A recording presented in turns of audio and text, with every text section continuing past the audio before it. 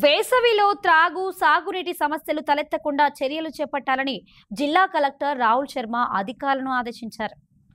మంగళవారం ఐడీఓసీ కార్యాలయంలోని సమావేశ మందిరంలో త్రాగునీరు, సాగునీరు, ఉపాధి హామీ పథకం అమలు, ఎల్ఆర్ఎస్, ఇంటి పన్నులు వసూలు, ఇందిరమ్మ ఇల్లు, రేషన్ కార్డుల మంజూరు తదితర అంశాలపై మండల ప్రత్యేక అధికారులు, తహసీల్దార్లు, ఎంపీడీఓలు, ఎంపీఓలు, ఏపీఓలు, మిషన్ భగీరథ ఏఈలు, డీలతో జిల్లా కలెక్టర్ రాహుల్ శర్మ సమీక్ష సమావేశం ఏర్పాటు చేశారు. గ్రామాల్లో అధికారులు క్షేత్రస్థాయిలో పంచాయతీ సెక్రటరీల ద్వారా పరిశీలించి నివేదికలు తయారు చేసి అందించాలన్నారు.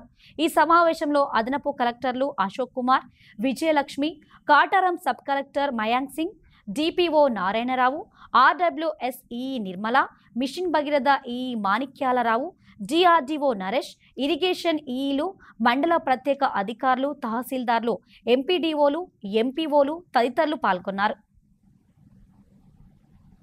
లాస్ట్ మీటింగ్ లో ఆ స్టోర్స్ లో మనం పంప్సెట్ ప్రొవైడ్ చేస్తుంటే అది గ్రామ పంచాయతీ నుంచి పంప్సెట్ ప్రొవైడ్ చేశారు సార్.